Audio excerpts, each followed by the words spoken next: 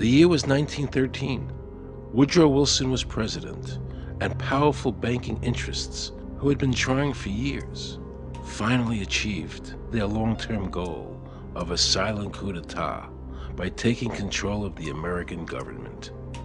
The first thing they did to accomplish their takeover was convince Secretary of State Philander Knox to lie to the American people and tell them that the 16th Amendment, the Income Tax Amendment, had been legally ratified by the states when it was not. The bankers knew that this tax would ultimately end up in their pockets. Because of this fraud, the American people were led to believe there was now a tax on their labor. Congress and the President are completely aware of this fraud, and it was even cited in a recent court case.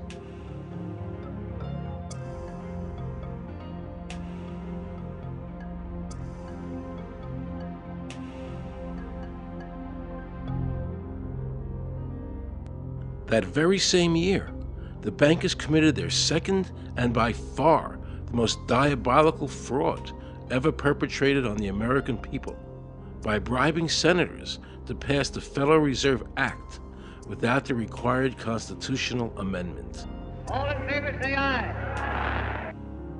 They did this during Christmas vacation, when many senators were home celebrating the holidays with their families. And that's how the unconstitutional Federal Reserve Act came into being. They were very clever, and they understood that whoever issued the money for America would control the government. The bankers won, and the American people lost, because most politicians will sell their soul for $1. And now the Federal Reserve could issue dollars legally. As Mayor Rothschild said, "Give me control of a nation's money supply, and I care not who makes its laws." He knew that he and the other bankers would now control the laws of the nation. Government gave these bankers one of its most important powers, and now had to borrow money from them and pay interest to finance the government. So the American people were forced to lower their standard of living and pay a graduated income tax to the government, just so the government could give these bankers more profits. President Woodrow Wilson, who signed the Federal Reserve Act into law, later said, in regret, "I am a most unhappy man. I have unwittingly ruined my country. A great industrial nation is now controlled by its system of credit.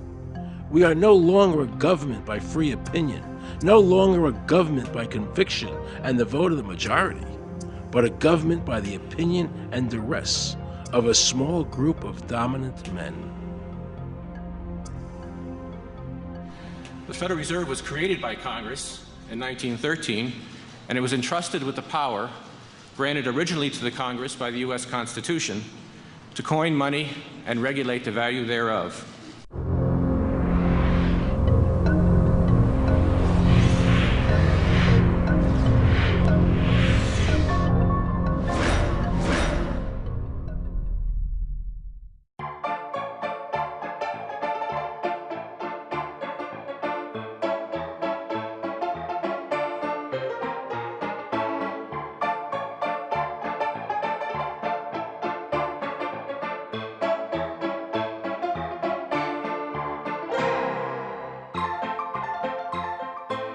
What's your name? Jan Crafting? Hi, Jen. I'm Aaron Russo. I produced the movie Is this a joke? Am I gonna No, make no, it no, it's look not a joke. foolish? Okay, good. No. I produced the movie Trading Places with Eddie Murphy and The Rose with Bette Midler, many movies, and I'm doing a feature film. And my film was about my quest to find out whether or not people pay income taxes. Do you pay an income tax? Yes, I do. You do? Yeah. Have you ever seen a law that requires you to pay an income tax? Have I ever read it? You mean in the page, black and white? No, no. So you pay the income tax, I assume? Of late. Well, actually, no, I didn't file last year, but Okay. I'm sorry, is this on film? No, I paid my taxes. My question to you is, have you ever seen a law that says you have to pay an income tax?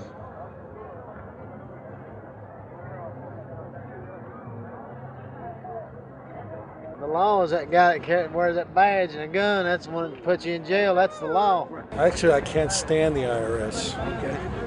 They're evil. Do you have any fear of the IRS? Not really, because I'm Canadian. I think it's actually unconstitutional, is what I've heard. Right. But to avoid any hassle, I pay it. If there was no law and I wasn't afraid of them coming and taking me to jail, absolutely I wouldn't pay taxes. Okay, then no, I wouldn't pay income taxes. It's a no-brainer. You wouldn't pay. I wouldn't pay it. Why would anybody? Because that's what they tell us we must do, else we're bad Americans. Would you pay it? No. Would you pay it? No. Why would you pay taxes if you don't have to?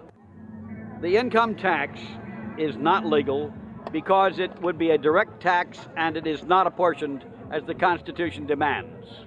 If it's against the Constitution, then why are we doing it?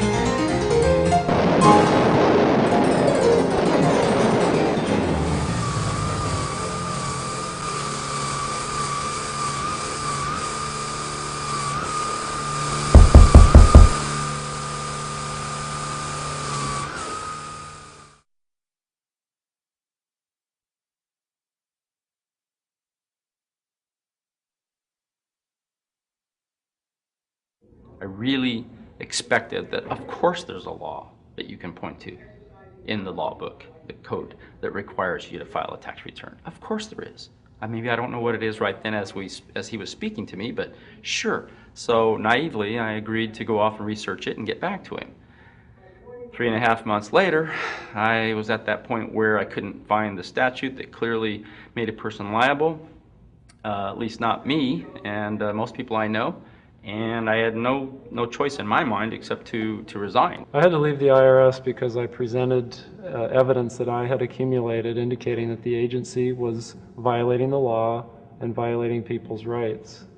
And I asked the agency for a response to my sincere concerns. And the answer I got was that they would not respond to my concerns and that they would provide me with the paperwork necessary to tender my resignation. But We the People Foundation for Constitutional Education put a full-page ad in the USA Today on July 7, 2000. And within the body of that ad was a $50,000 challenge for anyone that could show the law. And to me, $50,000 is a lot of money. So I went after that and did the research based on the fact that I thought, let's put this baby to bed. I'm hearing all these rumors. I'm going to kill 2 birds with 1 stone. I'll answer these people's questions that are asking me, and then I'll win this $50,000. And, based on the research that I did throughout the year 2000 and that I'm still doing, I have not found that law. I've asked Congress, we've asked a lot of people in the IRS commissioners, helpers. They can't answer, because if they answer, the American people are going to know that this whole thing is a fraud. I was surprised to hear these highly trained and decorated IRS agents telling me there was no law requiring American citizens to file a 1040 or to pay an income tax on their labor. I haven't filed an federal income tax return since I left. I have not filed a tax return since 1999. Approximately 67 million people don't file an income tax return. I made a decision to go to Washington so I could attend the We the People Foundation press conference. They were going to serve a class action lawsuit on the IRS, signed by over 3,000 people, because the IRS has refused to show the law that makes Americans liable to file a 1040 or to pay an income tax on their labor. I was very curious as to why the IRS refused to show the law, as it seems such a simple thing to do. Yet I was skeptical about the Foundation's claims. There had to be a law, right? I mean, we've all been told over and over and over again that we had to pay income taxes. No answers, no taxes. No answers, no taxes. No answers, no taxes. Most people believe that the income tax system is legal and that the revenue from the tax is used in the public interest. However, there is a substantial, conclusive body of evidence that proves that our income tax system represents the most pernicious form of tyranny. It is the greatest hoax ever perpetrated by government against the working men and women of America.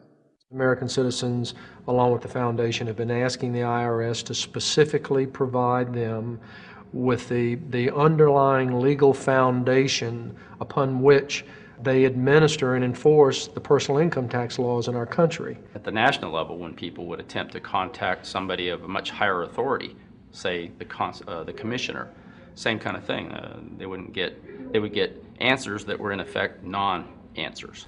There are a group of people standing outside today who assert that no law requires you to pay taxes and that you will not answer their petition to the government as to whether they're required to pay taxes.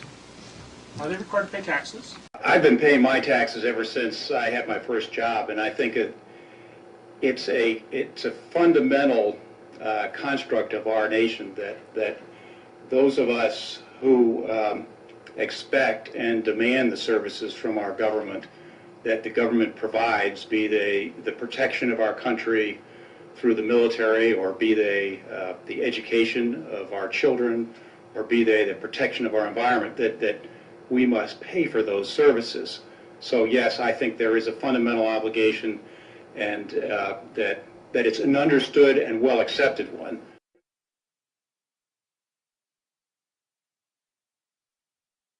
Joe Bannister and I had a meeting in the White House with President Clinton's economic advisor, Jason Furman. He accepted the remonstrance for the president. On June 2nd, I called and spoke with him.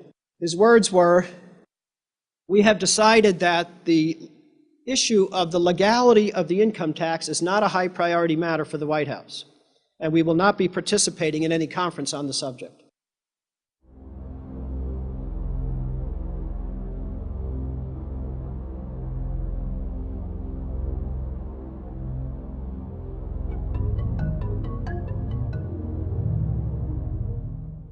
I decided not to eat until my death, or until the government agreed to send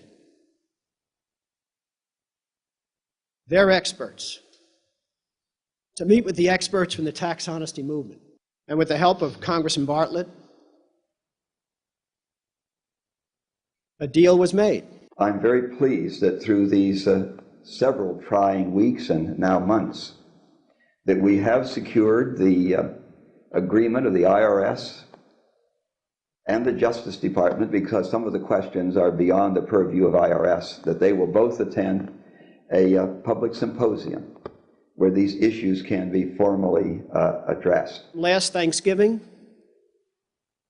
DOJ and IRS notified Congressman Bartlett that they would not participate.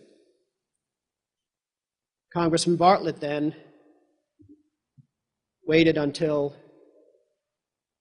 late January. He informed me that he would not be participating. Why do you think you've been able to get away with not paying or filing your income taxes for so long?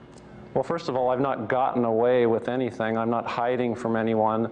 I'm simply asking the IRS to show me the laws that apparently require me to do these things, and they are suspiciously reticent to answer questions from me, and of course there are millions of other people, many other organizations who have attempted to get answers. They act very suspiciously when asked to simply sit down at the table with the American people and discuss what their obligations are. Rather than pulling up a chair, they pull out a club.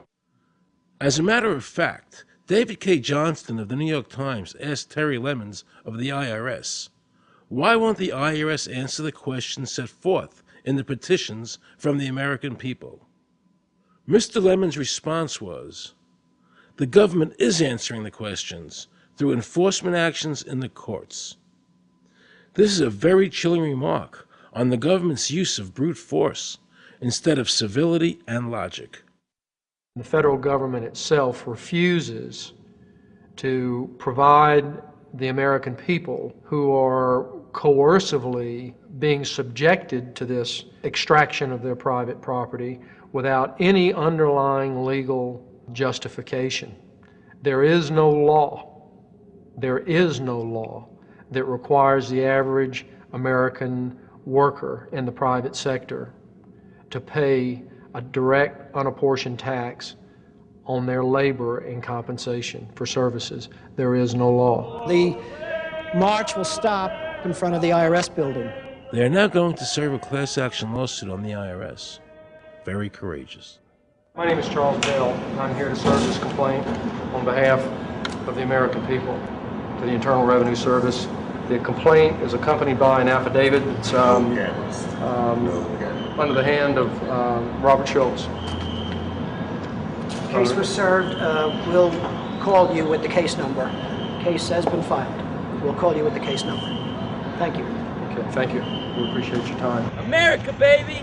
Freedom! Today, effectively, the people have said to their servant government that that our rights are not going to be any longer denied, and that we're going to have answers to our petition, our legitimate, lawful petitions for redress of grievances, which are guaranteed in the First Amendment to our Constitution. So once and for all, we will get an answer. On August 31st, 2005, federal judge Emmett Sullivan ruled, the government does not have to answer the American people's questions, even though it is guaranteed in the First Amendment. Our courts have made a decision that government does not have to show the law that it enforces. And the press never reported on this. Have we given this judge the authority to overrule the Constitution, the very foundation of American life?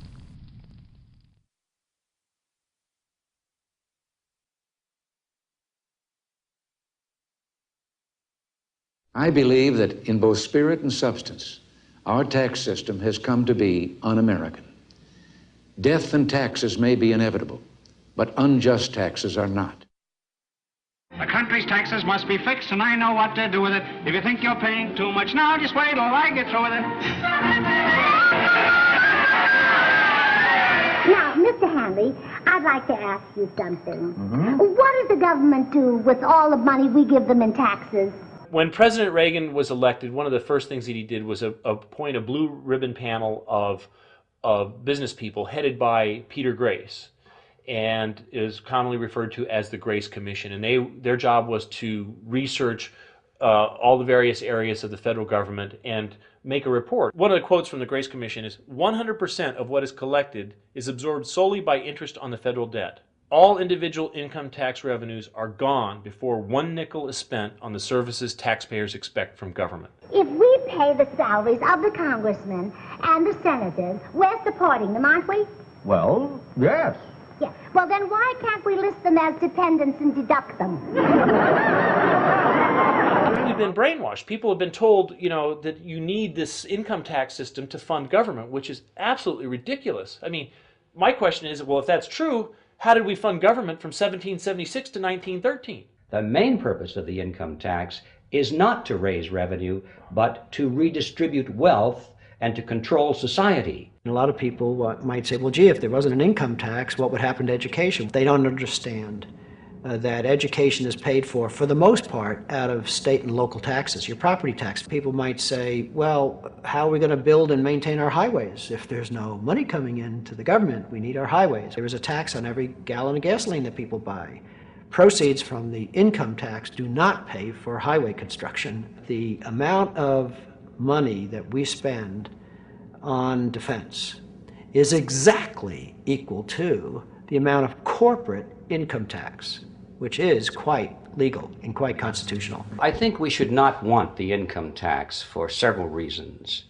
One is that it is the instrument of totalitarianism. It is the means by which the government can manipulate people and put you into a condition of servitude. Every year you give the federal government a form that says, here's how all my money worked. If you lie, you could go to prison. So you're required to give them a financial statement that under, the force of law could put you in prison if it's not impeccable, right?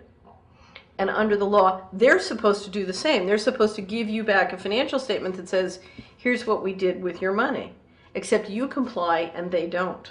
In fiscal 99, the Department of Defense had 1.1 trillion of undocumentable adjustments.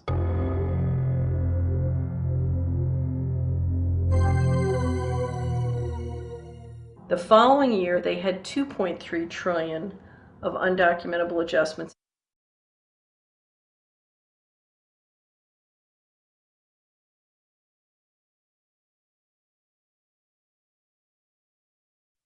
I decided to call the IRS. I spoke to Anthony Burke in Media Relations. He was very nice to me, and I explained to him that I was an award-winning film producer and that I was doing a documentary on the IRS. He seemed a bit stunned by this, then explained to me that Commissioner Everson nor anybody else would go on film to discuss the income tax. But he did say he would call me back. I thanked him for that, but I couldn't help wondering, why was the government making it so difficult for people to see the law? So I decided to bring my crew down to the IRS building to see if I could find some employees to interview. And here's what happened. I said you cannot film here, that's it. Who are you to tell me I can't film here? What's the law? Just tell me where the law is that says that. Can you show me the law that says I can't film here? Is America a free country? I told him they couldn't film here, and he's asking 9 million questions. I told him that's a federal government law. Hey, I told him he couldn't film here. He's telling me he's a citizen and all that. So I couldn't film him and saying, where's the law that says I can't film here? And I'm asking another question, sir. Then Homeland Security showed up, because I was such a threat to Washington. You got a driver's license? Yeah, I do. Get that away from me. After convincing Homeland Security I really wasn't Osama bin Laden, I kept wishing the IRS would allow me to interview somebody. Why wouldn't they show the law? What were they so nervous about? I began to have a frightening thought. What if it was our own government we had to be afraid of? With that disturbing thought in my mind, I went to see a group of tax experts. You can look through the statutes and look for the law that requires you to pay. And when you do that, you can't identify a law that requires the average person in America who earns a wage and works in private business to pay an income tax. The Constitution allows for two kinds of taxes. They're called direct and indirect. The federal government in the Constitution can tax almost anything, as long as it apportions the tax if it's direct.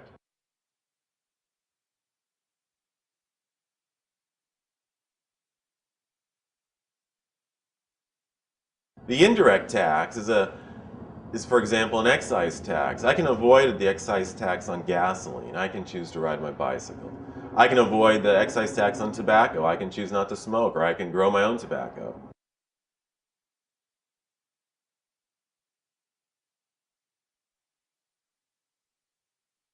The income tax which is being applied now doesn't meet the criteria of either direct or indirect taxes. The IRS claims that in 1913, the 16th Amendment, the Income Tax Amendment, allowed the government a third form of taxation. What was the Supreme Court's ruling on that? The Supreme Court in the case of Stanton versus Baltic Mining. I mean, what could be clearer than this? The provisions of the 16th Amendment conferred no new power of taxation. The Ruschauer case also said that the 16th Amendment did not impose any new taxes and did not change any of the taxing restrictions of the Constitution. There were also several other major Supreme Court cases in that same period from 1916 up until about 1923. Stratton Independence versus Hobart, Southern Pacific versus Lowe, Bowers versus Curbo Empire, Burnett versus Harmel, Doyle versus Mitchell. It's actually very simple. Congress tried to enact an income tax in 1894. The Supreme Court said that's unconstitutional. When the Supreme Court says something is unconstitutional, it's unconstitutional. They tried again in 1913, and the Supreme Court said the 16th Amendment conferred no new power of taxation. So, if they didn't have it then, and they didn't get it, they don't have it.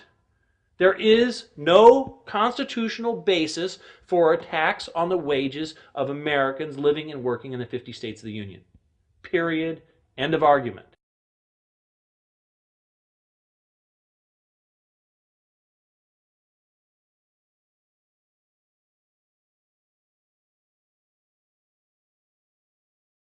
I have a letter here from Daniel Inouye's office out of the United States Senate that says, based on the research performed by the Congressional Research Service, there is no provisions which specifically and unequivocally require an individual to pay an income tax.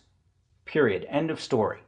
There is no law, and to date, nobody has been able to show that there is a law for the average American citizen working day in and day out to pay an income tax. The definition of income in the Constitution was given in the Eisner versus Macomber case, and it turns on gains or profits that are made from some activity. Doyle versus Mitchell, 247 U.S. 179, 1918. Here's what he said. The idea of gain or increase arising from corporate activities. In other words, it doesn't mean wages, it doesn't mean dividends, it doesn't mean alimony. It means a gain or a profit arising from corporate activity.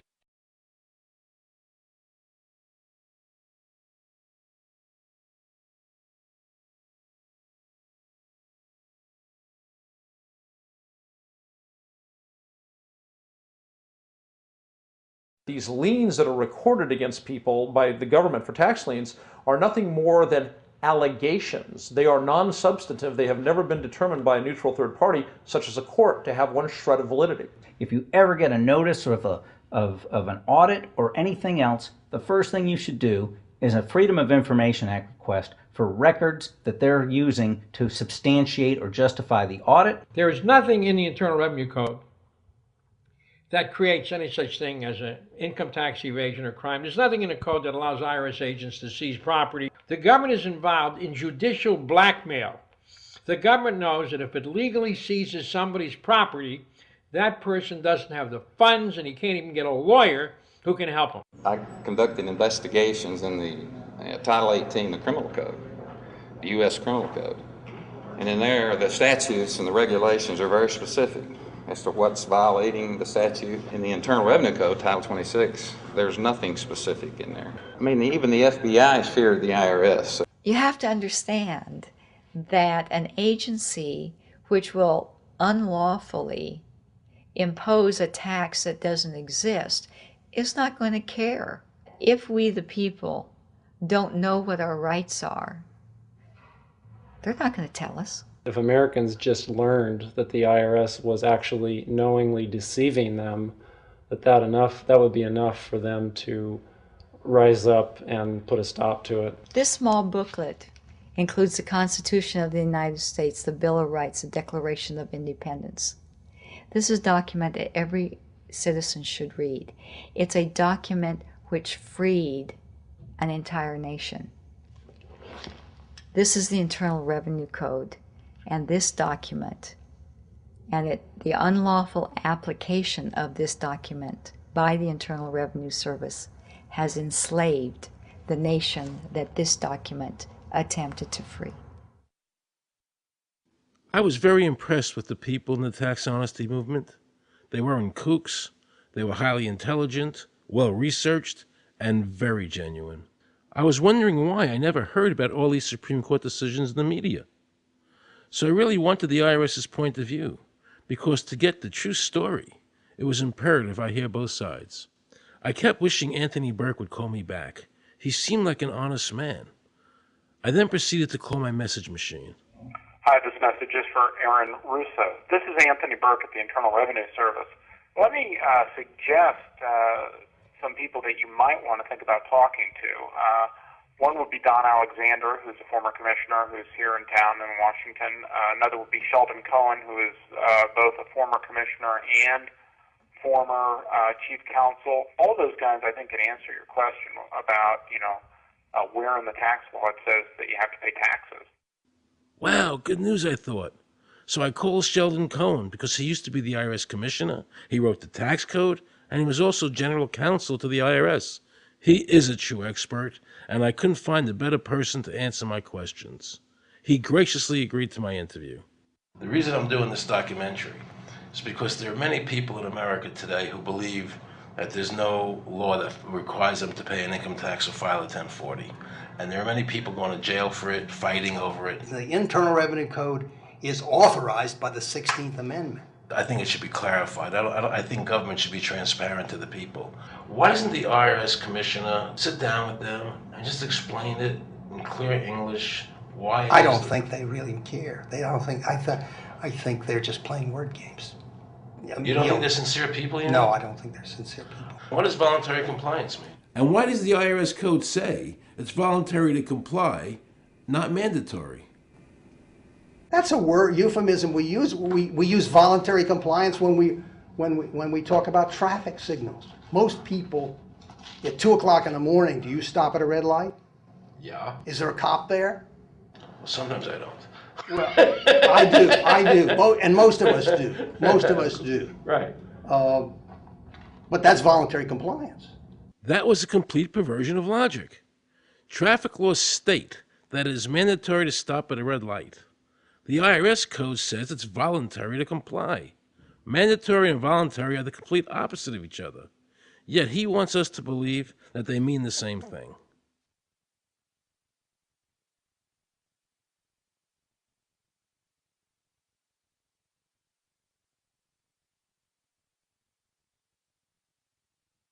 So can the government criminally prosecute somebody of information put on their 1040? Yes. Right, so doesn't that violate the Fifth Amendment? No. But the Fifth Amendment says I don't have to do anything that incriminates myself. Well, it doesn't incriminate you to put your income down. But you said before I could be put in jail for it. The commissioner wants us to believe that although the IRS demands that you fill out the 1040 and you can go to jail for it, that they are not violating your Fifth Amendment rights of self-incrimination. That is absurd. Isn't it true that the word income is not defined anywhere in the Internal Revenue Code?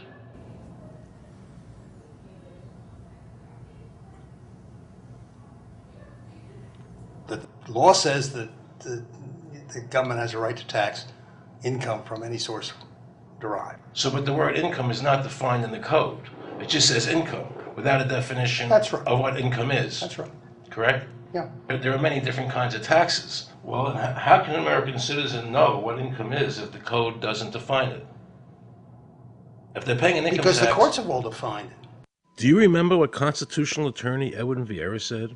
The definition of income in the Constitution was given in the Eisner versus Macomber case, and it turns on gains or profits that are made from some activity. So the Supreme Court has ruled income is not wages, it's not labor, it's gain from corporate activity. I believe that a man's labor is his private property. That's your view, but it's not the law. The Supreme Court's even said your labor is your private property. When I go to work for somebody, it's a trade. It's an even exchange. I do some work, you give me some money.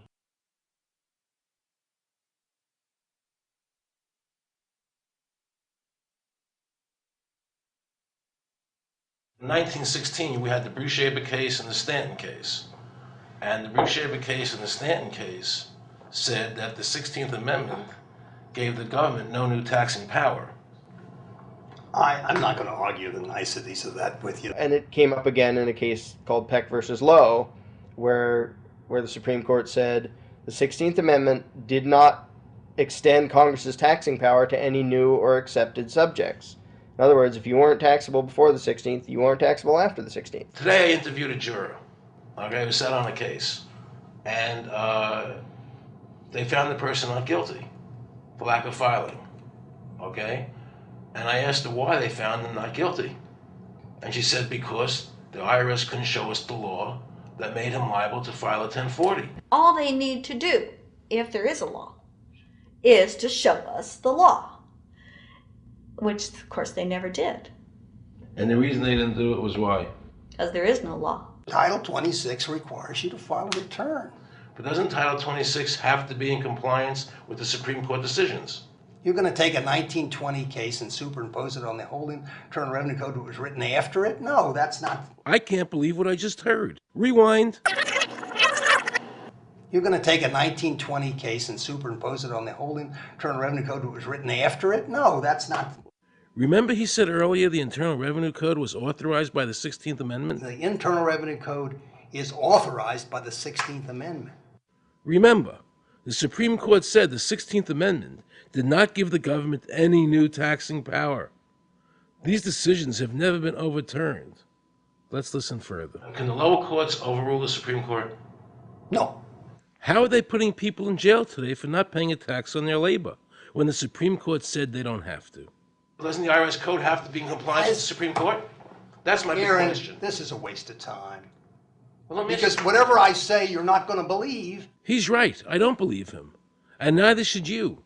He wants us to believe we should obey the IRS code, which is being enforced in violation of the many Supreme Court decisions. If the Supreme Court made a decision... Thank you, Aaron. I think we're finished. I'm sorry, Mr. Cohen, you're doing that.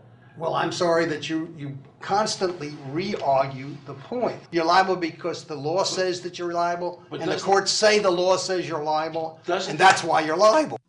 You see, he's talking about the lower courts, who are not in compliance with the Supreme Court, as they have to be. Doesn't the court have to be in compliance with the Supreme Court? The Supreme Court has so held. Where? You caught me unprepared. I'll come back. Well, I don't want to do that. But let me ask you a hypothetical question. No. You're making silly arguments here. Why is the Supreme Court decision a silly argument? Well, because it's inapplicable. That made my heart stop. He just said Supreme Court decisions do not apply to the IRS. That's the behavior you would expect from a totalitarian country, maybe China or Russia or Cuba, not from America. They're just making up the law as they go along. Now I knew the tax honesty movement was right. The IRS thrives on intimidation and fear, not by law.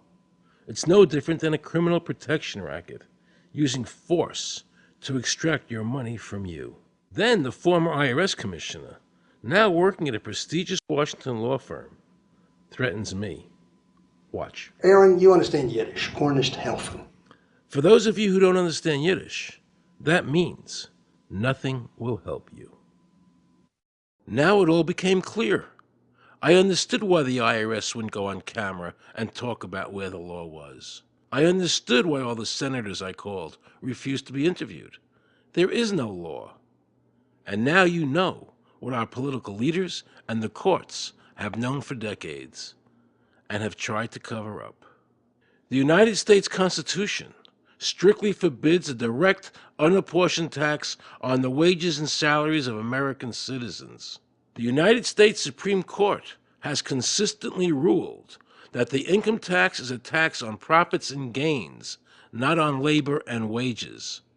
On behalf of the American people, I challenge the IRS to show me a statute that allows a direct, unapportioned tax on the wages and labor of the American people.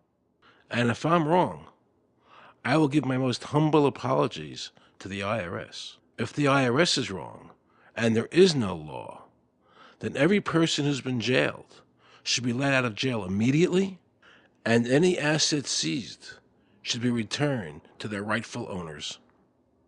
If this is a nation of laws and a free country, then the IRS should show the law to the American people. I felt an overwhelming need to understand why juries were finding innocent people guilty of not filing a tax return when there was no law requiring them to do so. So I went to talk to Marcy Brooks, a juror who used her common sense and did not allow the judge to railroad the jury into a guilty verdict.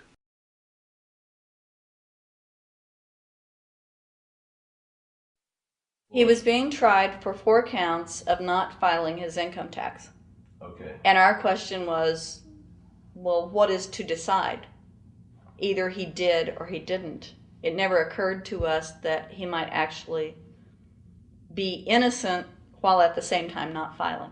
In the federal government, it is not a felony not to file taxes. Finally, they said, okay, if we're going to get this guy, we're going to have to put it in the state. They called up the IRS agent, Agent Craner. Craner? Yeah. Robert Craner? Mm-hmm. This is Ken Doherty. He's also an investigator with the Illinois Department of Revenue. This is a request for a copy of the delegation of authority order. Right, and I talked to my boss about that, and he said that my badge is that. Badge is the authority. I thought it had to be in writing. The last question that the defense asked him was, did you write any of this down? And Agent Craner looked right at him and right at us, and he said, I never wrote anything down. And yet when we saw the video, there he was, writing notes, you know. And so I'm thinking, okay, at this point, the judge is supposed to say, Agent Craner, it is clear that you have committed perjury. It wasn't even noticed. It finally came to the climax. Mr. Harrell looked right at the prosecutor, and he said, I will tell you the same thing I have told over and over again to government officials. You show me the law that requires me to file a tax return, and I'll be glad to do it. And again, I ask, under what is the requirement that you claim I'm required to do these things? And the requirement under the regulations is what section? My question to you is, what particular act are we discussing here that I am liable to do these things that you claim I'm liable to do? Your exact question would be again? Okay, what is the section that what? But I guess I'm still not understanding your question, Mr. Harrell. Well, you must be familiar with what that you have the police powers to enforce. Yes. The prosecutor absolutely ignored him. And he started slandering Mr. Harrell. Just started attacking his character. They're calling us tax cheats, they're calling us fanatics, they're calling us weirdos. I don't care what you call me, but I have one question. Where is the law? Show me the law. They can't let this turn into a rational debate, because if they do, they lose it. So they have to insult people and say it's frivolous. We felt like that there was an overall arrogance and that they were railroading Mr. Harrell and wanting us to participate. Judge Coogan, he looked right at us and he said, I will instruct the jury according to the law. We were sent to deliberation. The judge promised us that he would give us the law. And we looked and we looked and it was not there. We wrote a note to the judge asking for a copy of the law. 10 minutes later, we get a note back. You have everything you need. But there was no law. And he had promised us. At that point, I felt betrayed.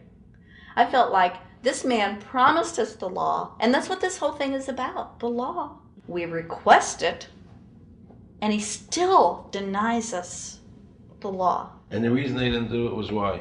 Because there is no law. Remember, we're talking about the Illinois state law here, okay, which is a law in Illinois. So we got out that law, and we read it several times, and I said, okay, wait, you know, because they kept saying, but this is a law in Illinois. And I said, look at the beginning of it. It says, anyone required to file a federal income tax return is required to file an Illinois tax return. I said, if it is true that he's not required to file a federal return, then that nullifies the Illinois law. Two people, they kept saying, but he's going to get by with it. And I said, what is he getting by with but his rights? If there is no law, he's not breaking a law. He's just standing on his rights. Are we going to deny him that? That's when this one juror sat back and kind of rolled his eyes and he said, you mean we don't have to pay taxes?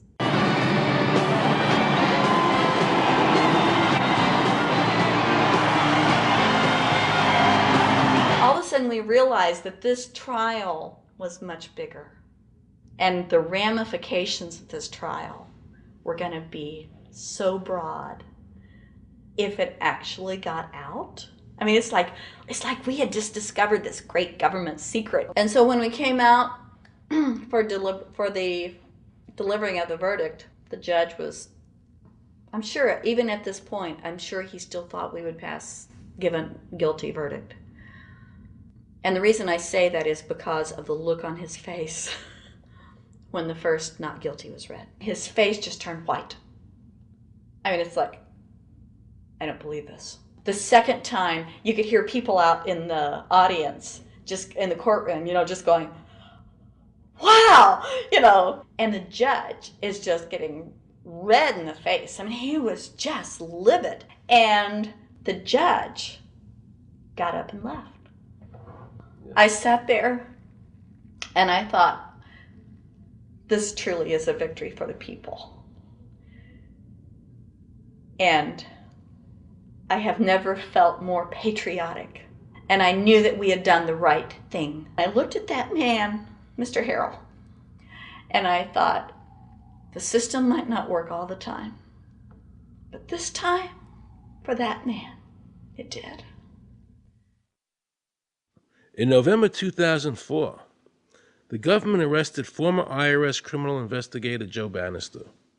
They charged him with fraud for telling the American people the truth about the income tax laws. The jury obviously agreed with Joe. Well, it just showed Mr. Bannister to be honest and straightforward and working within the law. Vernice Kuglin, a Federal Express pilot, claimed there was no law requiring Americans to file an income tax. She also won in court. 24 people were criminally charged by the IRS because they claimed there was no law requiring them to file an income tax return. The fact is, neither the judge, nor the prosecutor, nor the IRS could bring that statute in there because it's not in the books. The jury came back with an acquittal for everyone. When the matter is put to the test, which means in terms of court and enforcement action, there is a 100% success rate in shooting down these arguments. The mafia has a code and they follow it, and it's a code of honor. But the IRS has no code of honor.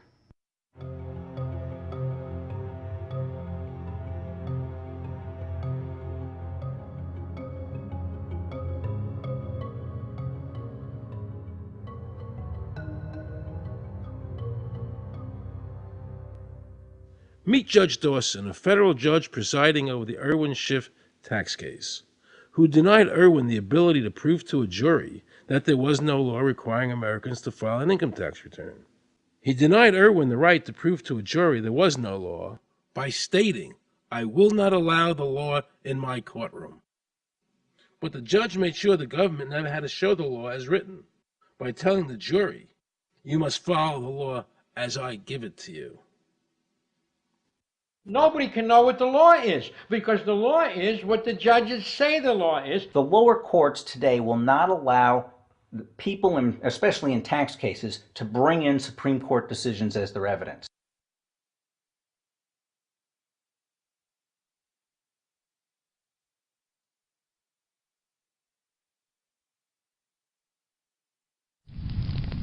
Here we have a federal judge railroading an American citizen by saying Supreme Court decisions are irrelevant. And again, nothing from the press defending our freedoms.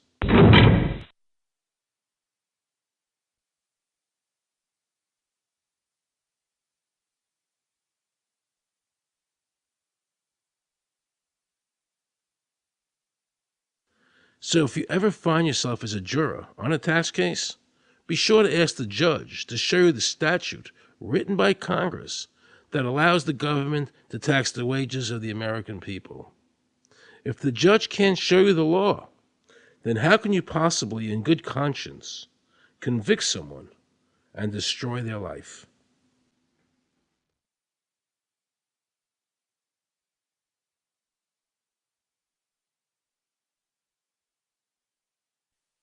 Let's see how the IRS treated one of America's greatest heroes, and someone I cherished as a child. Joe Louis was an American icon. Victorious in his first 27 fights, the Brown Bomber quickly rose to heavyweight champion of the world. His 1938 knockout of German Max Schmeling, who represented Hitler's Aryan ideal, earned him the admiration of millions of Americans. Is watching carefully. Louis measures him right to the body, a left up to the jaw, and Schmeling is down. The count is tied. Right after Pearl Harbor was bombed, Joe had a title fight where he donated his fee to Navy War Relief. Well, No, I'm not working for nothing. I'm working for my country, and I think that's about the greatest piece of work that anybody can do. Well, I certainly agree with you for that, but you're turning over an awful lot of money. Well, we all turn over a whole lot for this country at this time. Joe volunteered for the segregated army and defended his title while in the service, this time donating his normal fee to Army relief. I'm only doing what any red-blood American would do. Since the checks were in Joe's name, the IRS taxed him on their full amount, even though he never saw a penny of it. At the end of the war, Joe was awarded the Legion of Merit. But what most people didn't know was that the IRS was charging him $50,000 a year in interest alone on his debt. When Joe's beloved mother died, leaving him $600, the IRS immediately seized it. They also confiscated all of his children's trust funds.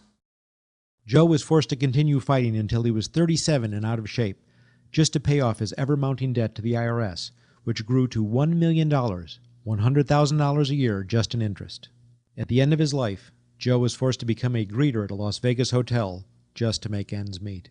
It was a shameful thing to see a man like him, great fighter, great human being, being humiliated and destroyed in this manner, because after all, when you owe Internal Revenue money, no matter what you have, they take away from you.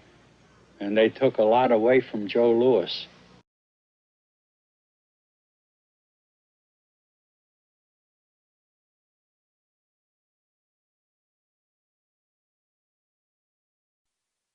I made a decision to drive to Virginia Beach from Washington because I had heard stories about two law-abiding families who had been brutalized by the IRS.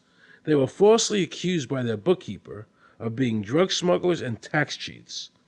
And incredibly to me, without any investigation, the IRS proceeded to raid their place of business and their homes, even though they had done absolutely nothing wrong. On Saturday morning, 4 different raiding parties proceeded to raid 4 locations on a Saturday, the day before Easter. I was the manager on duty, and I was up in the deli, and people came through the door. How many came in the door? Maybe about 15 or 20 people. 15 to 20 Yeah. armed agents. With dogs, with guns. They made me get everybody in the, they went in the kitchen, they went in the deli, they went all over the whole restaurant, told all the customers, took forks out of their hands while they were eating their breakfast and told them they had to leave. I got the frantic call from Edie. And she said, something wrong. So anyway, I jump out of bed and I immediately run to the shower. I'm in the shower, and the next thing I know, I hear my son yelling, "Dad!" I went like this, and boom, I'm slammed against the door and I fall down with a gun in my head. And they're like, "Where's Scotty Miller?" And I'm like, "Dad!" That's all I'm doing is yelling. I'm scared, frightened to death. And then the next thing I hear is Mr. Miller, the shower curtain is jerked back. I got a gun pointed at my head. Hold it right there. The screams from the little girls who were at a pajama party with my daughter. There was 4 little girls there with my daughter. Of course, mayhem. There were about 3 men in my bedroom with huge guns. He followed us and wanted to watch us get dressed, and I tried to shut the door, and he puts his foot in the door, like he's going to sit there and watch us change our clothes. And I was like, excuse me, no. My neighbors now are all standing out. Were you still naked? Well, they handed me a towel at that point. I had a towel wrapped around me. Did the towel fit? No, hardly. Hardly. At this point, they were talking about weapons, and, and I mean, it's crazy. I mean, they're looking everywhere, going through all my drawers. And I reached for my underwear drawer to get some underwear. They said, "Don't touch anything, boom." And they're locking their guns up. They said, "Hold it right there, don't move around, don't move." And I'm going, whoa. I said, "I'd just like to get some underwear on here, I said, I got women standing here. They keep everything. How did you conduct your business if the IRS took everything?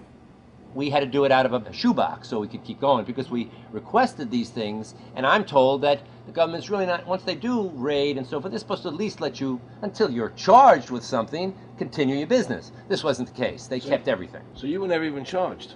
Absolutely not. Charged with what? And when you speak IRS, the whole world shrivels up. The whole world gets fearful to a point where let's not talk about it. I testified in front of Congress. I would like to know why this dark entity known as the IRS has come into my life and refused to leave. I raised my children with a zero tolerance for dishonesty. And now they must hear allegations that I am a major drug dealer and a tax cheat? A lot of people out there being abused, and a lot of people saying, look, I'll pay it. Just go away. Just go away. When all that happened, we had to file bankruptcy. We've had cars taken away from us, kept my daughter from going to college. Do they ever think about the lives that they just destroyed? They think about the ruination of homes and property? No. In this case, we would have never thought this could happen to us. We've never done anything wrong. How can this happen in America when, in my case, personally, I thought that I was doing everything right? I've served my country. I've been to college. At least I've done something in my life. I got a speeding ticket one time. I paid my taxes for 40, 50 years, whatever it was. I've never been audited. What happened here? I had this really uncomfortable feeling in the pit of my stomach as I was thinking to myself, how did America transform itself from being a truly free country with a servant government where our individual rights were protected by our Constitution to being a country that talked about being free but really wasn't? The change started when the Federal Reserve came into existence and America adopted one of the major planks of the Communist Manifesto by bringing to America this central bank. The very same people that backed the Federal Reserve System also backed the graduated income tax, a second plank from the Communist Manifesto. Do you know that the Federal Reserve is a private bank and not a government agency? No, I wasn't aware of that. It's a private bank? That would scare me quite a bit. What if you learned that the Federal Reserve makes money off the taxes you pay? How would you feel about that? Angry. Like I'm feeling right now. I would feel cheated by my government. I'd be angry. It kind of sucks. They're pretty much in control of everything. I decided to drive back to Washington to see Dr. Ron Paul. He had been a congressman for over 20 years. I had met him previously in 1998 when I was running for governor of Nevada, and I knew him to be an honest and sincere man, and I thought he'd be very helpful in letting me know what the future holds for the American people. Who owns the Federal Reserve? It's secret, and we can't find out what's happening. But the Congress created it, and it's not authorized in the Constitution. The government borrows money from a private corporation using the name Federal that prints United States on it, and then it pays back to the Fed, which is owned by private banks. We don't know who all those private banks are. The money that the government is paying back to the private bankers is the money that comes from you and me. Why in the world would the American government borrow money and pay fees on it when it has the authority to make the money itself interest-free? The Federal Reserve is no more federal than Federal Express. I've never seen a full list of ownership for the Fed. I don't think anybody has. The government works for a private bank, and the private bank works for its owners, the true masters. People talk to me about, the issue of Republican versus Democrat, as if they don't get it. And I say, look, here's the way you get it. It's organized crime. All you do is you call the Republicans the Genoveses, and you call the Democrats the Gambinos. The people at the top, they treat it like a crap game, like it's their crap game, like they're making lots of money. Occasionally, somebody at the table shoots each other, but the moment anything threatens their crap game, they all unite to protect it. They're both controlled by the same financial, economic, and corporate interests. Once the banks get into the picture and they form a partnership with the government gives them the legal power now to create bank-issued money backed by the coercive power of government to require everybody to accept that bank money. In the course of the last century, they have converted this nation from a nation of independent freeholders to a nation of employees. And they're just one step away from being serfs. Most people spend the great bulk of their money for taxes, interest, and inflation. And all of that money goes to these two groups that comprise the cartel and their partner, the federal government. It's not a coincidence. So if Congress used its legal authority to shut down the Federal Reserve System, the American people would be much better off. Government should create issue and circulate all the currency. Creating and issuing money is the supreme prerogative of government and its greatest creative opportunity. Adopting these principles will save the taxpayers immense sums of interest, and money will cease to be the master and become the servant of humanity. Abraham Lincoln. Young people today are conditioned practically from the cradle on up to think that credit is a wonderful thing. You don't want to damage your credit. You want to do what you can so that you can go to the bank and get a good loan. There are no people who own their own property, who own their own houses, who own their own business, who finance their own business. They're only debtors. The average young person today has no concept that he's being drawn into a web, a trap. Like he's in the feudalist system, only he's going to like it. He's going to think, this is wonderful. I got my new red Corvette and I'm in debt for the rest of my life, but I'm looking good. A decision was made. Let's get all the debt up, let's move the jobs abroad, and instead of re-engineering your skills, we're going to dumb down America, and so the middle class will disappear. Really what most of the people in this country have become is food for the debt machine. When a person borrows money, it puts a noose around their neck and makes them servant to the lender, which is exactly what the Federal Reserve System is designed to do. And now our Congress, so dominated by the banks, is helping them to entrap people even further by passing new bankruptcy laws, making it more difficult for the people to declare bankruptcy and get a fresh start, while at the same time allowing the banks to charge very high rates of interest. This is the way the Democrats and Republicans, working with the banks, legally enslave the nation. Credit card industry is a huge political contributor. And unfortunately, a certain number of... It just seems so, like I say, just bald. This idea that credit card industry gives a lot of money to the government, so they will protect them even to the just abject disinterest of their own constituents. That happens kind of a lot. The board of directors of the Federal Reserve System is chosen by the president from a list prepared by the bankers themselves. The process of finding a Greenspan replacement is ongoing and is being managed by a small group of people responsible for coming up with a list of nominees. It's important that whomever I pick is viewed as an independent person from politics.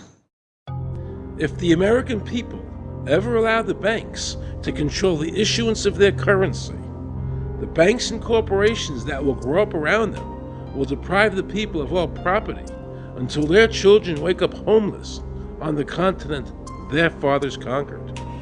Thomas Jefferson.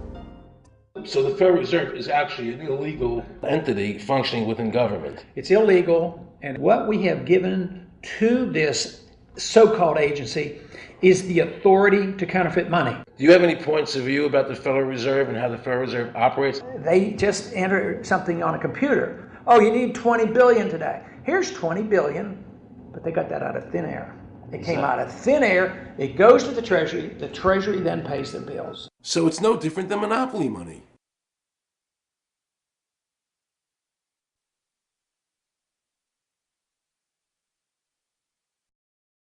The cost of living is so high today because the Federal Reserve and the federal government have destroyed the purchasing power of the dollar. The dollar today is actually worth about 4 cents, despite the fact that the government, the Federal Reserve, and the media keep telling us that they're protecting the value of the dollar. This is a lie. All countries who have ever attempted to create money on thin air, the currency is eventually destroyed. Why did we give a monopoly of creating money out of thin air to a private corporation? The result is exactly the same as if someone were picking your pocket every year, because that's exactly what they're doing. Originally, paper was a receipt which is used as evidence that the money exists. Over the years, of course, the government has disconnected the paper from the actual tangible substance, which is money. So now we have a piece of paper which is evidence of nothing. In the past, people were able to take their receipts, the paper, to the bank and get the real money, the gold, in exchange for the receipt. This limited the amount of money that could be printed thereby protecting the purchasing power of your savings. You don't have to worry. That's good because I work 3 jobs and I feel like I contribute. You work 3 jobs. 3 jobs, yes. Uniquely American, isn't it? I mean, that is fantastic. In the absence of the gold standard, there is no way to protect savings from confiscation through inflation. There is no safe store of value. Gold stands as a protector of property rights. Alan Greenspan, before he went to work for the Federal Reserve System.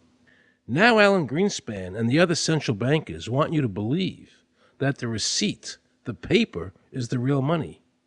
This is nothing more than sleight of hand. It's a magician's trick.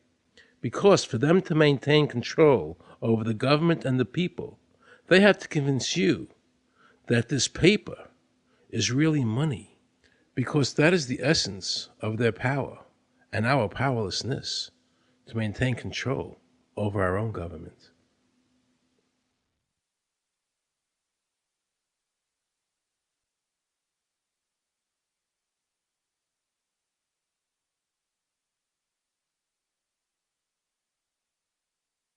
What happened to the gold in Fort Knox? Nobody really knows. When I served on the Gold Commission, I asked them to really, do another audit. I remember it was 15-2. They said, we don't need to audit the gold. It's supposed to be the American people's gold, and so we would like an accounting to tell the American people what is there. I've been told that the Federal Reserve has taken control of the gold as collateral for the dollars they print. They list gold on their balance sheet. How could the Federal Reserve, this private bank, list gold on the balance sheet? They claim they're holding that for the Treasury. So that puts private bankers in control of the American gold. They could have taken all of America's wealth.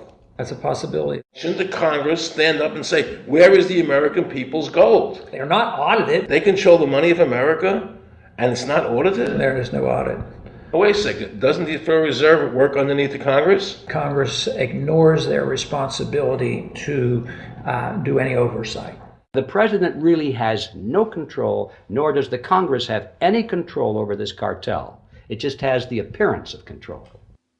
In the final analysis, the Federal Reserve bankers, with the help of the Democrats and Republicans in Congress, have swindled the American people. They have taken the true wealth of America, the gold, and given us a piece of paper in return. And again, not a word from the press. These frauds are going to continue until Congress is no longer intimidated by the Federal Reserve bankers, and Congress uses their legal authority to shut down the Federal Reserve System and to stop this loss of our freedoms. Is there a law that requires people to file a 1040? Not explicitly, but it's certainly implied. Well, implied by force. Yeah. But is there a law? I can't cite a law, no, I cannot. But,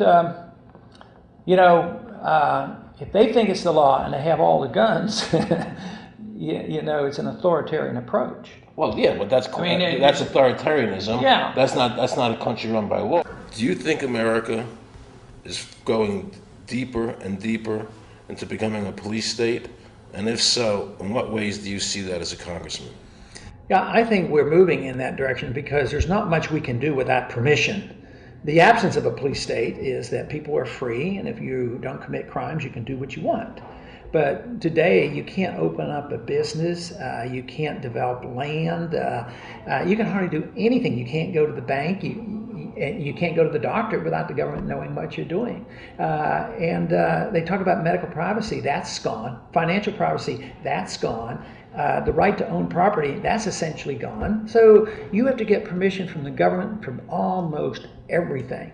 And if that is the definition of a police state, that you can't do anything unless the government gives you permission, we're well on our way. This is something that people eventually, I hope, will get sick and tired of and say, enough is enough. I sincerely believe the banking institutions having the issuing power of money are more dangerous to liberty than standing armies. Thomas Jefferson. You must understand the Federal Reserve is a cartel made up of the major banks in America, and they are the ones that are running the show, not the federal government.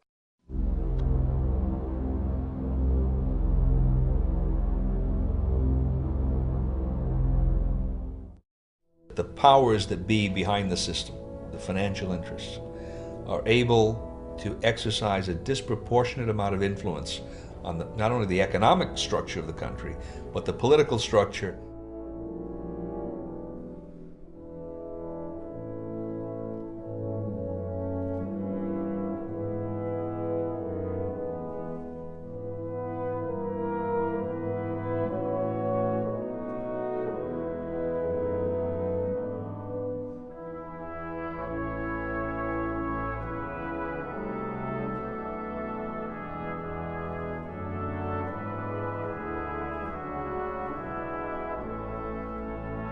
This would be like the ultimate reaching of government into our personal health lives, which would be unbelievable. And not even our government, some, bureaucratic, diffuse, multinational, secretive government.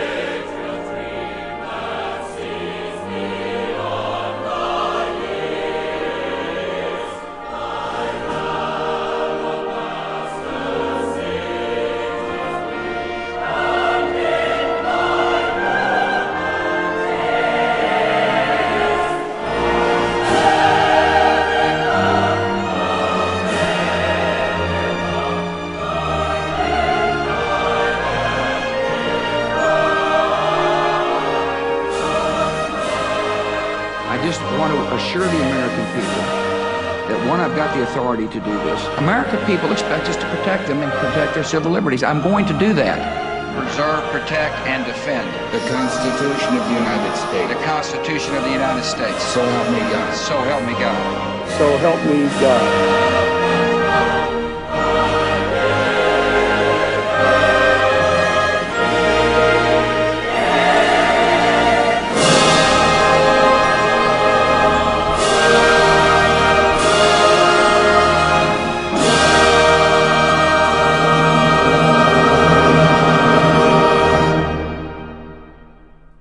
What happens if your own government is using more force and more coercion on its own citizens for the purpose of achieving its political ends? Is that government engaged in terrorism?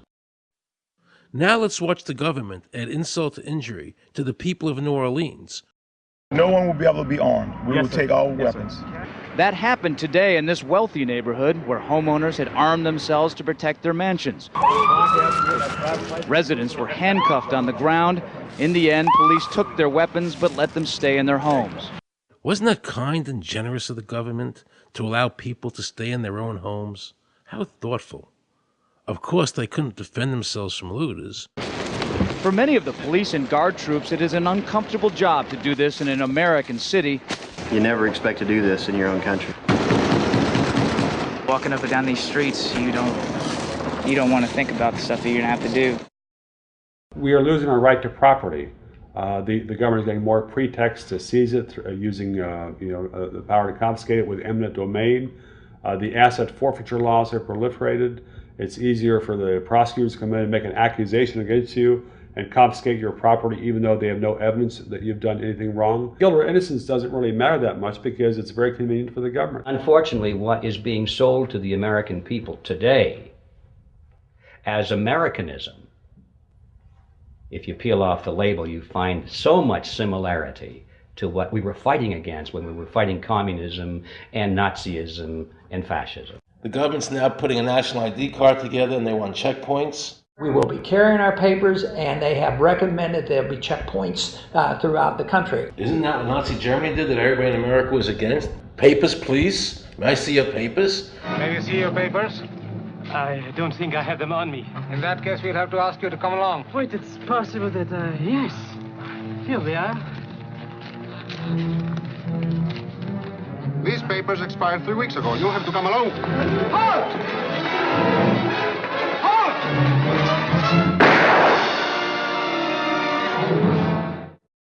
In the new legislation, the national ID card is in it. It takes 3 or 4 pages to describe, and it will be connected with our driver's licenses. The states will be instructed on exactly what they have to do. Social security numbers will be used. Some type of a physical proof, such as fingerprints or retinal prints, have to be on it.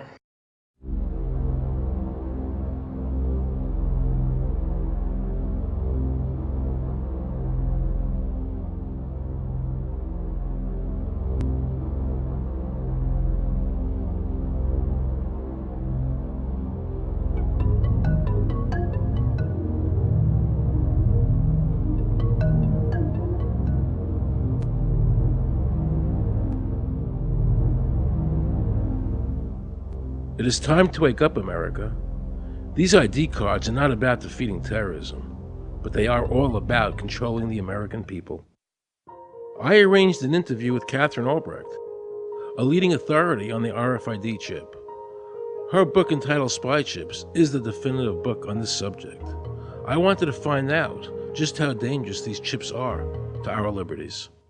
RFID is a technology that uses tiny computer chips the size of a grain of sand or even smaller, hooked up to miniature antennas to transmit information about items at a distance. Back in 1999, Procter & Gamble, Gillette, and MIT got together to find a way to commercialize this technology and make it small enough, make it efficient enough, and make it low cost enough to, essentially, their dream is to put one of these tiny computer chips on every physical item manufactured on planet Earth. The latest technology for identifying people at the point of sale, for identifying people when they make purchases, is actually the implantable chip that you can actually embed directly into human flesh. It's a tiny glass capsule about the size of a grain of rice. It contains an RFID computer chip with a coiled antenna, and it can transmit information also at a distance.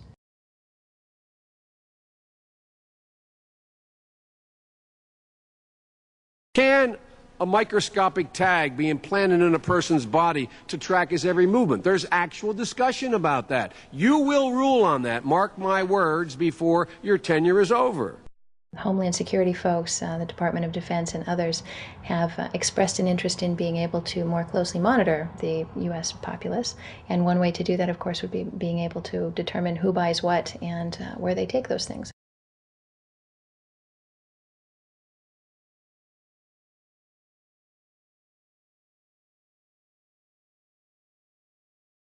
Radio waves can travel through walls, they can travel through wood, they can travel through the things we normally rely on to protect our privacy. For example, your purse, your backpack, your pocket, anything you're wearing or carrying. Kraft Philadelphia cream cheese has been tagged with RFID and sold to consumers, as have Mach 3 razor products and other Gillette razor products, without the knowledge of the consumer. One of the tiny chips could actually even be the dot on the letter I on the back of the fine print on a package that you purchased. They were talking about having reader devices in every airport, on every bus, on every train, on every port, on every dock. One of the most worrisome applications of RFID are proposals to put them into cash, meaning that you would be able to track every banknote, where it had been, who it had been issued to, and create, in essence, an audit trail. That would essentially take away the anonymity of cash that we now enjoy today. The ATM machine itself, as the money came through the roller device, would be reading each number, and they would know who you are because, of course, you identify yourself at the bank before you take money out. And down the road, when you go to pay at a major retailer, it would also be possible for them, as they're putting the money into the cash drawer, to simply feed it through a little reader device. It would go in, it would tag that number and transfer possession from Aaron Russo, say, to Walmart. Once everything you do is tied down to a single number and there is no longer the ability to pay with cash, then all it takes to render you a non-citizen is to simply turn that chip off. You will no longer be able to really participate in any function in society, including buy food.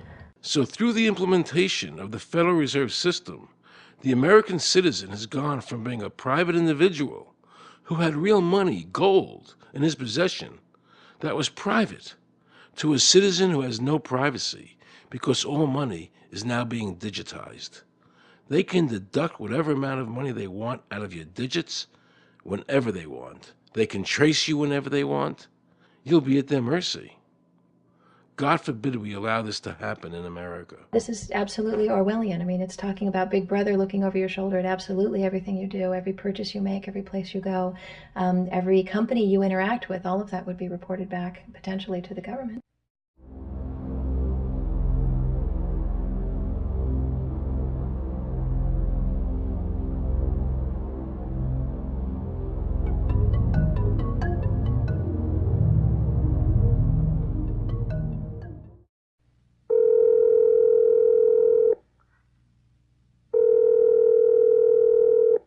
Pizza Palace, guaranteed hot in 30 minutes or it's free. This is Mary. May I take your order? Hi, Mary. Yes, I'd like to order. Is this Mr. Kelly? Yes? Thank you for calling again, sir. I show your national identification number is 610-204-999-8-45-54610. Is that correct? Yes. Thank you, Mr. Kelly. I see you live at 736 Montrose Court, but you're calling from your cell phone. Are you at home? I'm just leaving work, but I'm... Oh, we can deliver to Bob's Auto Supply. That's at 175 Lincoln Avenue, yes? No, I'm on my way home. How do you know all this stuff? We just got wired into the system, sir. Oh, well, I'd like to order a couple of your double meat special pizzas. Sure thing. There'll be a new $20 charge for those, sir. What do you mean? Sir, the system shows me that your medical records indicate that you have high blood pressure and extremely high cholesterol. Luckily, we have a new agreement with your national health care provider that allows us to sell you double meat pies as long as you agree to waive all future claims of liability. What? Do you agree, sir? You can sign the form when we deliver, but there is a charge for processing. The total is $67 even. $67? Well, that includes the delivery surcharge of $15 to cover the added risk to our driver of traveling through an orange zone. I live in an orange zone? Now you do. Looks like there was another robbery on Montrose yesterday. You could save $48 if you ordered our special Sprout Submarine Combo and picked it up yourself. Comes with tofu sticks. Those are very tasty, sir. Good value, too. But I want double meat. Well, I'm sure you can afford the $67 then. You just bought those tickets to Hawaii. They weren't cheap, eh? Oh, but I see you checked out the budget beach bum at the library last week.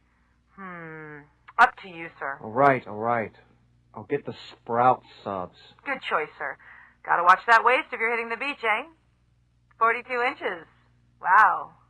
Man, I'd say tofu and sprouts is, like, required. That's how much? Just between you and me, there's a $3 off coupon in this month's Total Men's Fitness magazine. Your wife Betty subscribes to that, right? Anyhow, clip that and it's $19.99 even. Whoa, looks like you maxed out on all your credit cards. Bring cash, okay? Have we become so controlled and so ignorant about our rights that big institutions and big government can do whatever they want with us, even without our approval? I knew for certain the Founding Fathers would resist to the death what is happening in America today. And I, for one, will not accept a national ID card. And if nobody accepts a national ID card, and nobody can board a plane without one, then let the airlines go bankrupt. And if you can't open a bank account in a big money center bank, then open an account in a small local bank. And if we can't walk into a federal building, I personally would consider that a blessing. Don't allow these institutions to dictate to us how we conduct our lives. This is America, and we have free choice. We the people have all the power, not the government. Government gets its power from us, not the other way around. Think of all the men and women who died in all our wars, fighting for freedom, not Federal Reserve bankers. Do you think they sacrificed their lives so that Americans can be chipped like a dog? So we could all have a homing device inside us? No. This ID card is the last step before they implant us. And that's precisely the reason nobody should accept one. And do you know what they're going to do? They're going to call on the propaganda machine, the media, and try and sell this as if it were in everybody's best interest. We're working on a product that we have called internally a PLD. PLD stands for Personal Locating Device, which is an implantable GPS for which our company owns a patent. The hybrid of the two of these products, being Digital Angel and Verichip is what we call PLD. PLD should be in prototype form by the end of this year, by December of 2002, and we are already working with the Food and Drug Administration as well as legislative agencies with these products and ultimately with the PLD.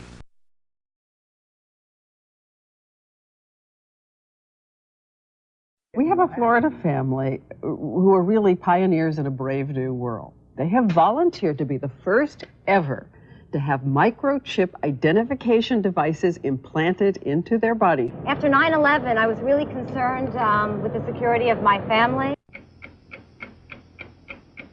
I wouldn't mind having something planted permanently in my arm that would identify me. Talk about identification papers. Watch what happens to a woman in Florida whose license was suspended. Get out of the car or I'm going to tase you. The next street off the sequence.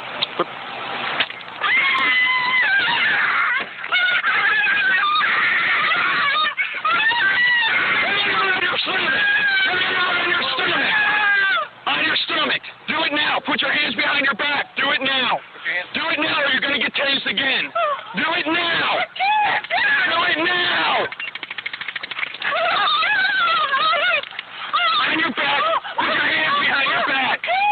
Put your hands behind your back. I can't. Sure you can. Come here. Ow, ow, ow. Oh, got it. You got blood on her. Oh, my God. You tased me and you handcuffed me? Yep, you're under arrest. For what reason? Your license is suspended. All the power is in the people. And to the extent that government becomes alienated from the people, does things that people don't want, power is transferred until you finally come to a police state, totalitarian state, whatever word you want to give it, where the desires of the people really have no consequence. They go out and they vote. Doesn't make any difference which candidate they elect.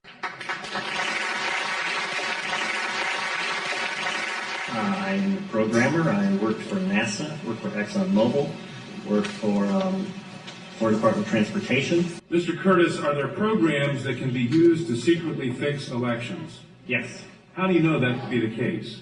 Because in October of 2000, I wrote a prototype for President Congressman Tom Feeney at the company I worked for in Oviedo, Florida, that did just that. And when you say did just that, it would rig an election? It would flip the vote 51-49 to whoever you wanted it to go to and whichever race you wanted to win. And would that program that you designed be something that elections officials that might be on county boards of elections could detect? They'd never see it. So how would such a program, a secret program that fixes the election, how could it be detected? You would have to view it either in the source code or you'd have to have a receipt and then count the hard paper against the actual vote total. Other than that, you won't see it.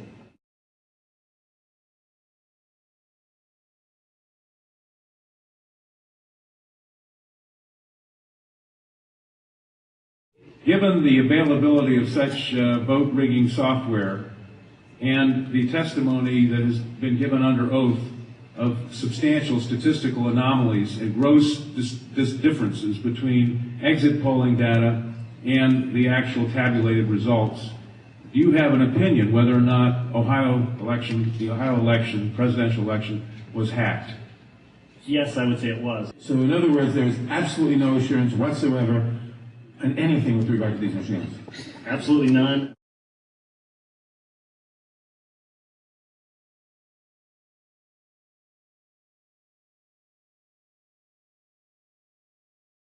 Anybody who trusts electronic voting machines should have their head examined.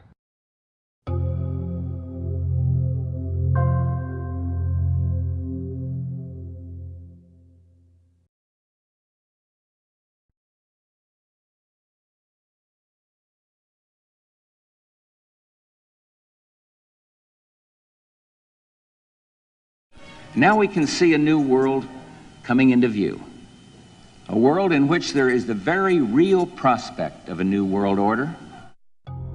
The New World Order will be built, an end run on national sovereignty, eroding it piece by piece, will accomplish much more than the old-fashioned frontal assault. Council on Foreign Relations. We shall have world government, whether or not we like it. The only question is, whether world government will be achieved by conquest or consent. Paul Warburg, Counsel on Foreign Relations and architect of the Federal Reserve System. There's a group that get together internationally and they sort of play God with our money. You think that's part of what George Bush said was the one world order?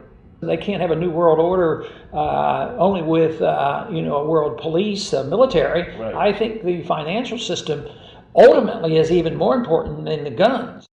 The central bankers of the world are working together to create a one world government, a global police state as sinister as anything George Orwell ever wrote about, where every person on the planet Earth will have an RFID chip implanted, where the bankers and the governments can monitor every transaction you make. A chip in everybody would be the universal monetary system par excellence, because there'd be no escape from it, and you'd be totally under the control of those who issue the electronic impulses in that chip.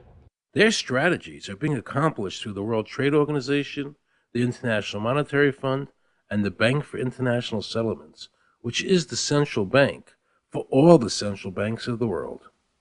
Most people don't have a clue that these unelected private bankers actually control the governments of the world. They have financed and profited from every war since World War I without concern for humanity. The war in Iraq is an attempt by the Federal Reserve and their partner, the Bank of England, to control the Middle East and to make it a part of the New World Order. To defend the New World Order, U.S. soldiers will have to kill and die.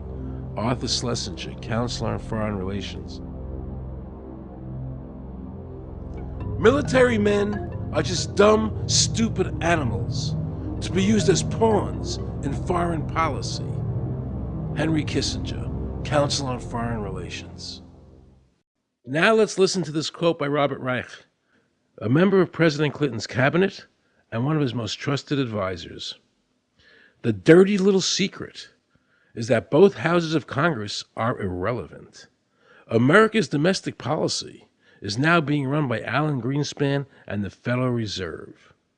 America's foreign policy is now being run by the International Monetary Fund.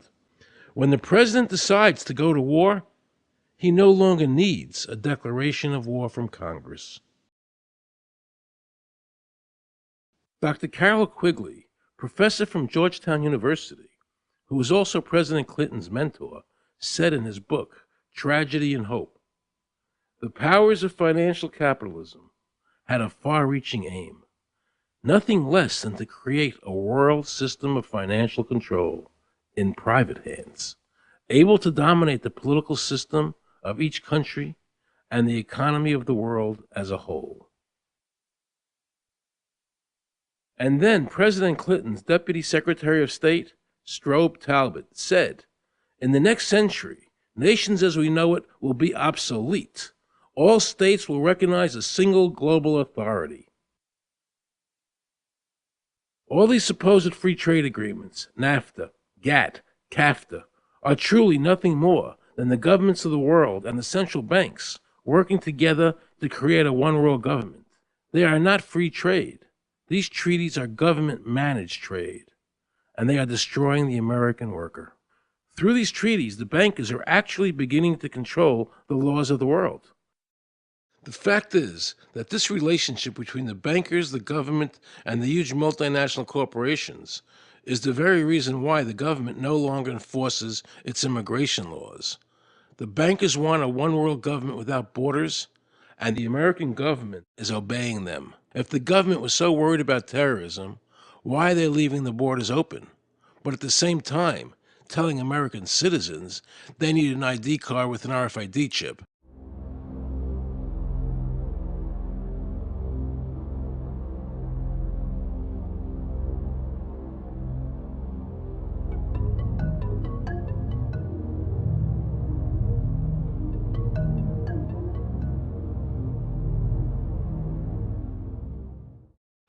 The Bush administration's open borders policy and its decision to ignore the enforcement of this country's immigration laws is part of a broader agenda. President Bush signed a formal agreement that will end the United States as we know it, and he took the step without approval from either the U.S. Congress or the people of the United States? Bill Tucker reports. The Security and Prosperity Partnership of North America sounds benign, hardly like a policy that critics call NAFTA on steroids. It's a deal that few have even heard of. It's being done again by very few people at the very top on behalf of the investment class, but the working class of people, political officials across our country, from communities, from cities and so forth, they don't know anything about this. Yet it was agreed to by Mexico's President Fox, Canada's Prime Minister Martin, and President Bush in 2005. Administration officials counter their critics by saying everything about SPP is on the White House website. And they say the partnership is not a treaty, but more of an outline of priorities between the United States, Mexico, and Canada. Still, some wonder why there haven't been public discussions about the goals being pursued. You know, I was asked the other day about whether or not I really thought the American people had the stomach to stand up and stop this nonsense, this direction from a group of elites in absolute contravention of our law, of our Constitution, every national value. And I hope, I pray that I'm right when I said yes. But this is beyond belief. Look what happened in Europe.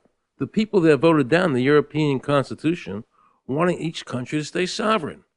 Yet the private central bankers are pushing the governments forward to make this Constitution happen, even though the people voted against it and clearly do not want a world government nor one European government.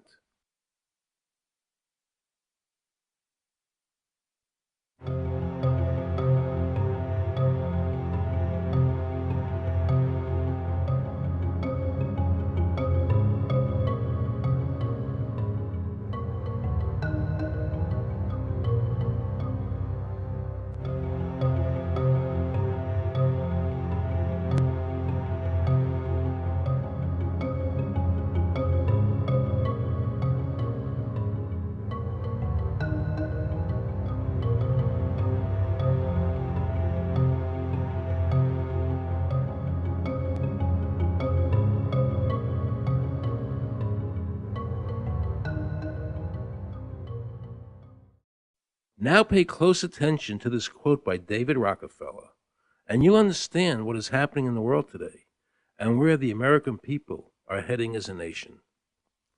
We are grateful to the Washington Post, the New York Times, Time Magazine, and other great publications whose directors have attended our meetings and respected their promises of discretion for almost 40 years. It would have been impossible for us to develop our plan for the world if we had been subjected to the lights of publicity during those years. But now, the world is more sophisticated and prepared to march towards a world government.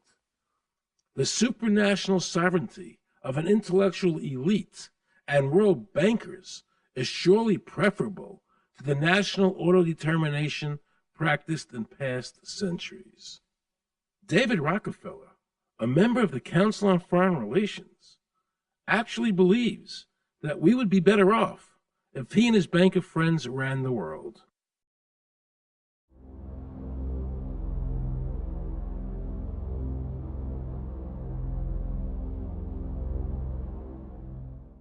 Benito Mussolini had a great quote about fascism. He said that fascism should be called corporatism more properly because it's the perfect merger of power between the corporation and the state. That's how he defined fascism.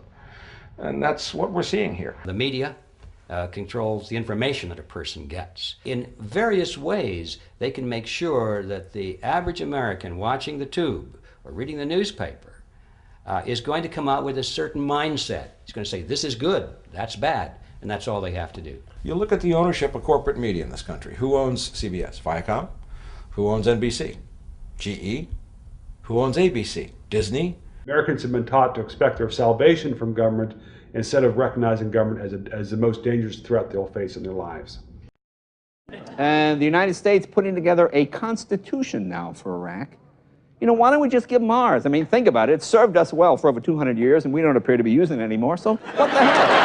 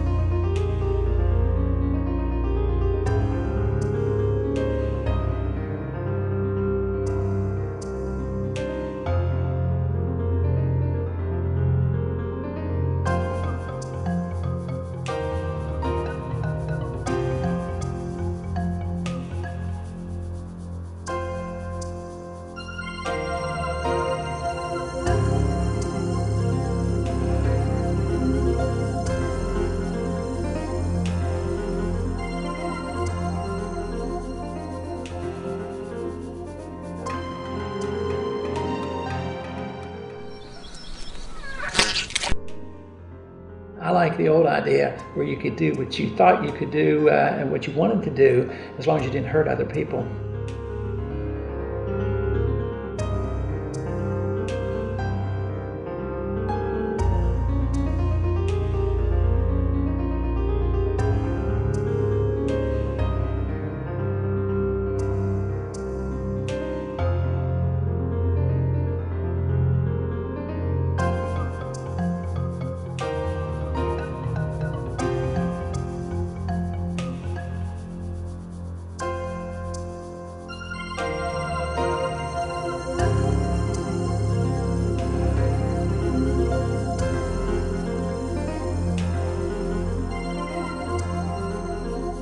I think that the ultimate choice that's being presented to mankind is that it's time to either evolve or perish.